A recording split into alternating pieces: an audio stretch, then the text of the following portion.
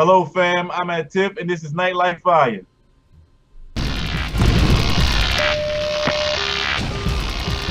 Nightlife Fire with ATIF Robinson.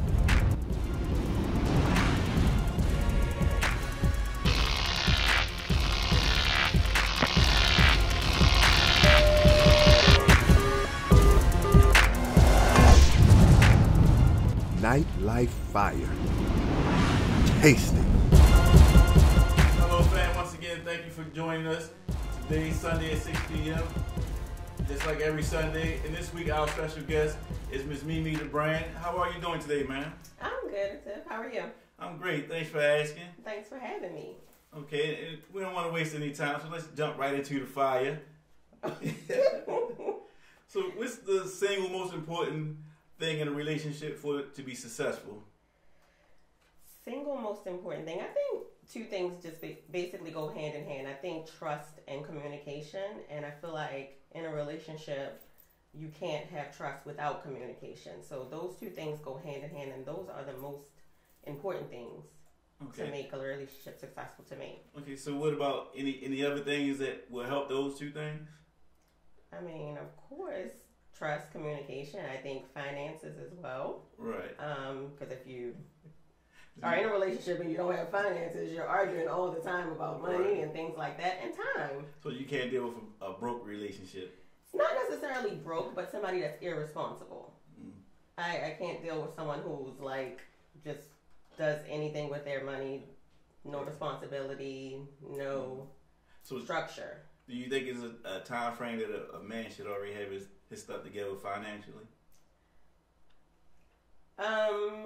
Yeah.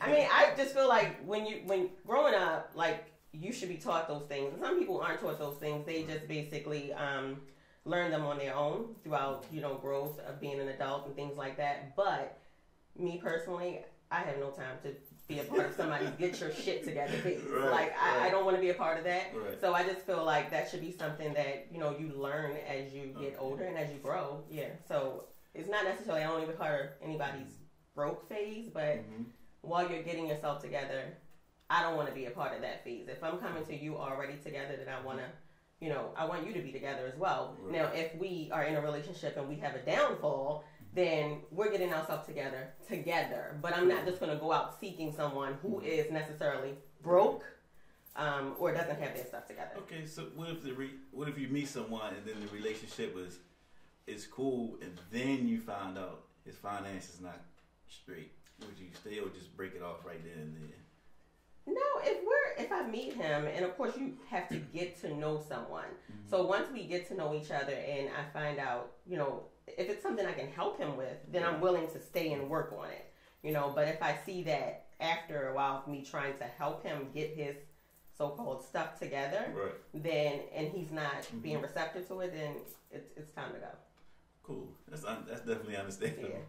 So at the breakup, do you expect to get your gifts back from your mate that you gave him, or does it depend?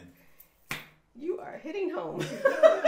No, I don't think that you should ask for gifts back. I was in a situation where, someone asked me for their things back. And I think it's totally just like rude. If you give someone a gift, that means it wasn't genuine when you gave it. Right. You just gave it just to get points or whatever. And then, like, when we break up, you want everything back? No, you gave it to the person as a gift or however you gave it to them. So why are you asking for it back? I don't ask for my things back. Right. Because I gave it to you. Right. So does that go, is that the same for, let's say, some situations guys propose to a female, then things don't work out. Could they ask for that engagement ring back? It depends. It depends. If you gave it to the person on, now this is by law, I think, I think, right? Because I had a situation like this. Oh, wow. Don't say, oh, wow. I know. I'm sure you've been asked plenty of times, though. Listen. No, but I just think that, okay, if you give it to someone, if you propose on, like, holidays, then it's a gift. Oh, okay. It's a gift if you propose on holidays. If you propose outside of holidays, then that person has a right to ask for their ring back. Now, if that person did something, Right. like cheated or whatever, I don't think they should ask for that ring back. I think, if the giver cheated, Right. I don't think that they should be saying, oh, can I have that ring back? Because you did something wrong. So why are you she didn't say she didn't want to marry you, or he didn't say he didn't want to marry you. It's just that you did something wrong. Right. So now you're not getting married. So no, you should go ahead and let that person keep it, I think. Right. So, but what if the female is the one that cheated? Then yeah, she should give that back. She should give it back, definitely. Cool. So what would be the perfect man that you would like to date? The perfect man. I don't think that there's necessarily a perfect man. I just like a guy who knows how to communicate, who's attentive, willing to spend time with me. Someone who likes kids. You have to love kids, because I have kids, obviously. Right. And someone who has patience, because I am a very busy person, and you have to be a patient man to deal with me. Yeah, I know you're definitely a busy person. It's hard to get you for this. Right. You have to have a lot of patience to deal with me. And I'm open. I'm totally transparent in the beginning. I tell you everything about me, and in the beginning, if it's something that you can't deal with, I want you to be open and say, okay, this is something that I can't deal with. Don't go along with it and then down the line tell me, oh, I want you to quit your job. I want you to stop doing this, stop doing that. No. Tell me in the beginning, because I'm transparent in the beginning on how I am and what I like and what my needs are, so I need you to be the same way. Cool. So, fellas, y'all know what it is. That's what you have to do. So, what is your biggest sexual turn off, and that'll be a deal breaker for you? That's going to be a deal breaker. Sexual? Right. I know it was a big jump, but yeah. It is. Oh my God, you're making me shy. You on the fire? It's Nightlife Fire. Wait 1 second. Okay. Can I say? Oh my God, forgive me. I don't know if my grandmother's watching this, but the biggest deal breaker for me is if during oral sex you want to spit on it. That is absolutely gross. Do not spit on me. Don't do any of that. Do not. That is gross. I don't want you to build excessive spit in your mouth while we're kissing. Don't do none of that, because I already don't like interbody fluids. Too much wetness. I don't like wet. Ugh, it's gross. Guys, don't do that. That is nasty. It's nasty. So, what is the biggest turn on that's going to be like, yeah, I'm going to go here, keep her? Turn on Sexually, though. I don't know. Sexually, I just think that, in order for me to be into you and want to get to, I guess, is it third base? Want to get to third base, I mean, it has to be like a foreplay involved. Like, we can't just jump in the bed and just be ready to have sex. You have to do all the kissing, touching, rubbing, just all of that. So and you are into kissing, though. I really don't I have to really like you to kiss. I have to really, really like a person to kiss them, because, when I talk to people, I stare deep into their mouth. And that's it. I'm sorry. So can you describe a perfect kiss? One that's not too wet. You definitely got a problem with saliva and wetness. Yeah, it can't be too wet. And it has to be passionate. Right. And most guys are afraid to make sounds, but if the kissing and the hugging feels good, I want to hear the moan. I want to hear the sounds. I don't want to kiss someone because I already don't like doing it. So make it fun while we're doing it. So if you're kissing me, I want to hear you making those sounds. I hope my grandmother is not watching this. So you need to be or my dad. Dad, sorry. So you good with being thrown against the wall and kissed and he making noises? Yes, all of that. All of that. Just make it fun. fun. Make it passionate. I mean, if we're doing it, we need to be into it. Okay, cool. So let's get to the point when you're in a relationship with a guy. Mm-hmm. What is something that you just can't tolerate in a relationship? What can't I tolerate? I can't tolerate lying and cheating and lack of attention. Okay. So, I just can't come back. I'm sorry, I can't come back from cheating. Okay. Yeah. So with the lying, is it the little small lies or big lies? Like something like he supposed to drop something off and he give you a lying reason why he didn't drop it off. Something like that. No. So, not anything like that. Something like a big lie. Like I hate being made a fool of. Like loyalty is a big thing to me. So say for instance if you and I were dating and you and I were dating. Quinette, that's not what I really mean. I mean, I'm just using him as an example, girl. She understands. But what I'm saying is like if you're dating someone and he basically, I don't like being made a fool of. So if we're dating and I tell you that I'm going somewhere with my girlfriends and then I'm going out to eat with my girlfriends and say for instance you're with your friends and they say, oh well I seen Misha at such and such and I wasn't where I was supposed to be. That kind of lie I don't like. Like I feel like you should never put your mate in a predicament where they look stupid in front of their friends. So that's stuff I can't tolerate. I just can't tolerate the cheating. Certain things I just can't come back from. I just feel like loyalty is a big thing for me and all of that ties into loyalty to me. Cool. Okay, well, within the relationship, let's get to y'all getting down together, the sexual part of the relationship. So, how would you describe a great orgasm? Let me see. How would I describe a great orgasm? Orgasms to me, you know that rush you feel like when you're going up a roller coaster and then you get to the top and then you just, it's like you're going down. It's like an explosion to me. It's like you're at the top of the cliff and somebody's like pushing you off and you just feel like you're just releasing everything. Right. It's almost like I'm having a seizure. Like it just feels amazing. So with females, is it levels of orgasms? Like with men, it's just one type. Really? Yeah, we come. That's it.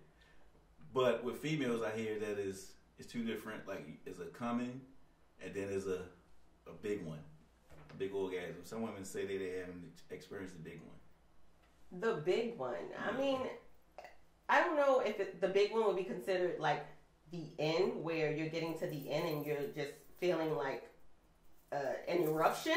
But the beginning, leading. It sounds like you described the big one. Yeah. Like you can come and then you can keep going, but the next one, the big one, you like yeah. The big one is normally, I don't know if that's what they're talking about, but with me, the big one is normally the first one. Oh, but then, like, the second one, like, after you keep going right after the first one, that's, like, the one that's, like, it's not really the big one, but it's almost, like, paralyzing.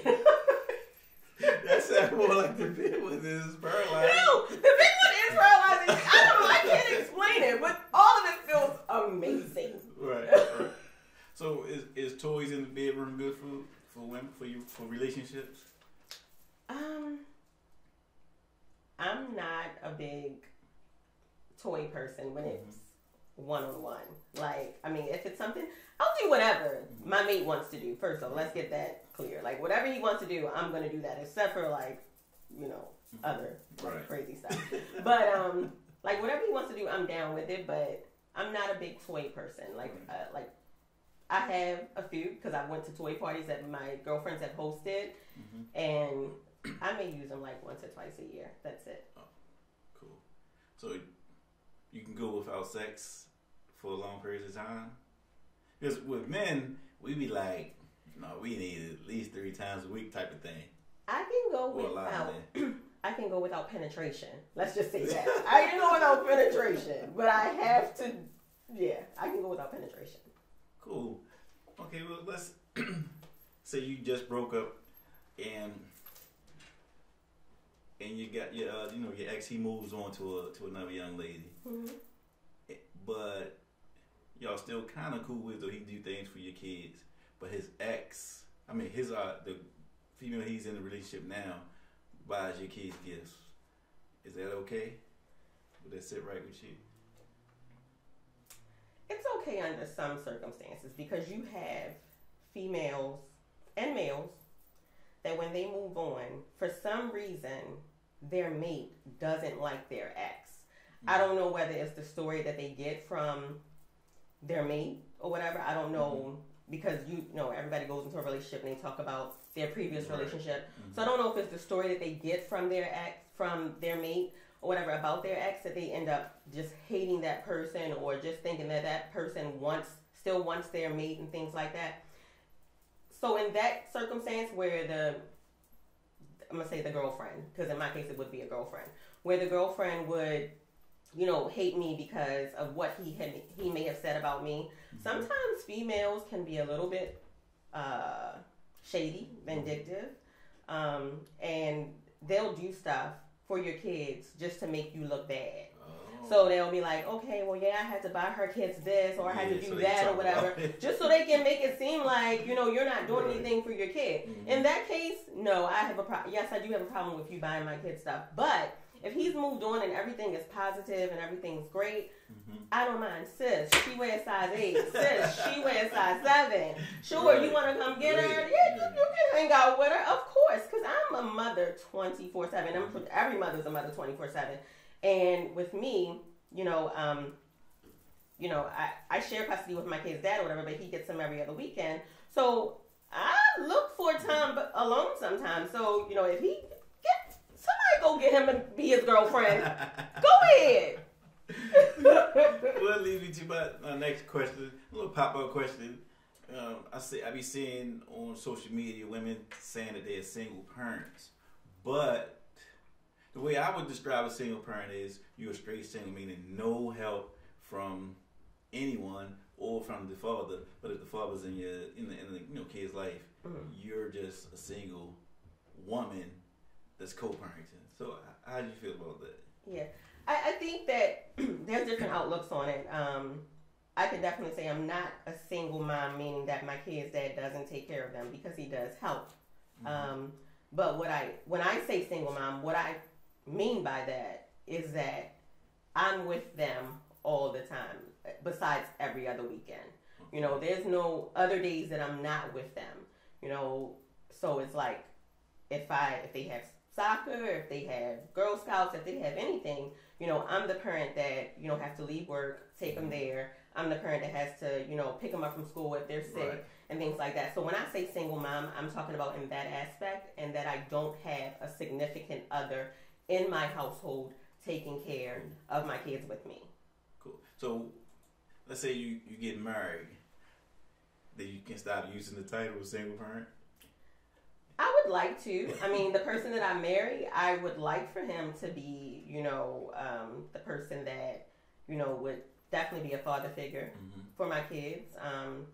And, just be a helpmate, as far as like my kids and things like that. So yeah, I think that I could stop using it. All right. So you have kids yourself. So how do you feel about dating guys with kids? Does it matter the age range of kids they have, or that they have kids, period? No, it doesn't matter that they have kids. Like, I love kids, so they can have kids. But when it comes to them having like 8 and 9 and all that, and then they have like 8 and 9 baby mamas, that's a problem for me. It's not necessarily a problem that they have all of those kids, but I just want to know what were you doing? What happened to, that you have 8 baby mothers? Did you have 6 or 7 different baby mamas? Like, what ball dropped? Like, why didn't it work in one of those relationships? So I'm just wondering. So I'm kind of cautious, before I get into any situation. And getting older, I was kind of like all over the place when I was younger, but when getting older, I'm kind of cautious with who I date, and just understanding my worth and knowing my worth, so I don't get into situations that are not good for me. So yeah, I have a lot of questions. Cool. So you okay? So at one point you were in the nightlife along with me, and you retired on us. And what you were doing, you were a promoter, one of the top promoters, female promoters in the city. Well, I'm gonna just say top promoters because I don't want to get caught up in saying female, separating us. Because you definitely was doing a great job out there. So I'm bringing up this question because nationally there's a lot of going on with sexual harassment. Mm-hmm. So while you were in the business as a promoter in the nightlife, were there any times that you came across being sexually harassed or witnessed it, and how did you deal with it? I think at the time I probably wouldn't have called it, well, I didn't call it sexual harassment, because, I just figured, okay, it went up all along with it. I don't know if a lot of people know my story, but I was like Susie Homemaker. My grandmother was like really strict when I was younger. Mm-hmm. Didn't get to go out to clubs or anything like that. And then, when I turned 30, I was like, okay, I want to do something different. I had just got out of my relationship with my kid's dad, and I was like, all right, well, I want to go ahead and, start something different, have a 30th birthday party. And my aunt owned Club Reality, so, I started there. So I was like, okay, Aunt Tracy, can I give a party there? And she was like, yeah. So I went and printed up some tickets, did a photo shoot, didn't know what I was doing at all. I just was this girl who just came from a nursing background and just wanted to jump in, because I got on Facebook and I started seeing everybody giving parties. Right. So I printed up 150 tickets, and I went to barbershops and sold all of these tickets. Wow. And gave out my flyers. And I sold them by myself. The party ended up being a success. And from there, she was like, you have to do this every weekend. So I started doing it, and I reached out to, Mr. Incredible, Jazzy, and they helped me a lot. So, just starting with them and just being like, just promoting their parties and, posting the flyers and doing photo shoots and stuff like that. Of course, when you get to the events, the people see you on a flyer, and they, the younger guys, because you have some guys that are like very disrespectful. Mm-hmm. They think because you look a certain way that you're down for whatever, or you're built a certain way, you're down for whatever, Mm-hmm. So it's like, they would, say certain things that were really disrespectful. I wouldn't get into semantics, but they would say certain things that were really disrespectful, and then, you was like, no,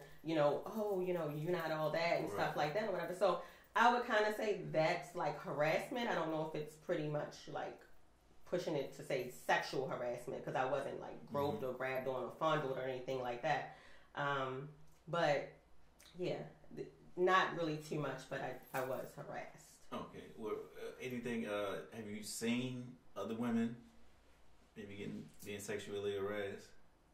Honestly, like you're my partner. Like I'm so busy and consumed when I'm in an event that I really don't have time to pay attention. I don't really find out anything until the end of the night when we're doing the money stuff, and then you find out, oh, this person was doing that, this person was doing that, and this happened. Everything so we really don't know what's going on during the event until we see somebody being dragged out by security or something. So, no, I haven't witnessed it, I would say.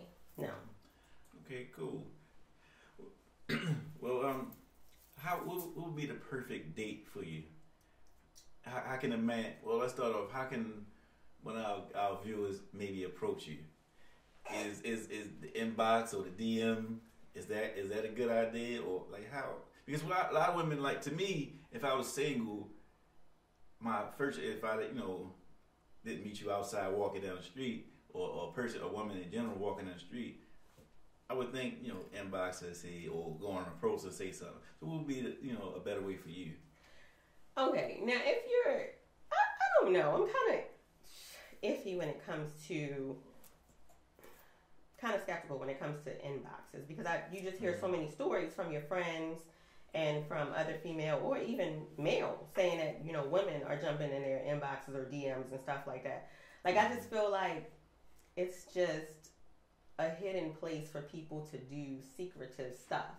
Sure. And I just feel like if you want to get to know someone, yeah, we're all on social media, but if we're in the same state, I just feel like you can say, okay, well, I'm interested in getting to know you, blah, blah, blah, whatever. But you don't have to jump in my DM to say hello. Right. If you're not doing anything like in a relationship or anything like that, don't come in my inbox and say hello to me. Because if you can't say hello to me in public, which is in the general population, on my page, then don't come in my inbox and say hello to me. We can say good morning and hello on my Facebook page or my Instagram page.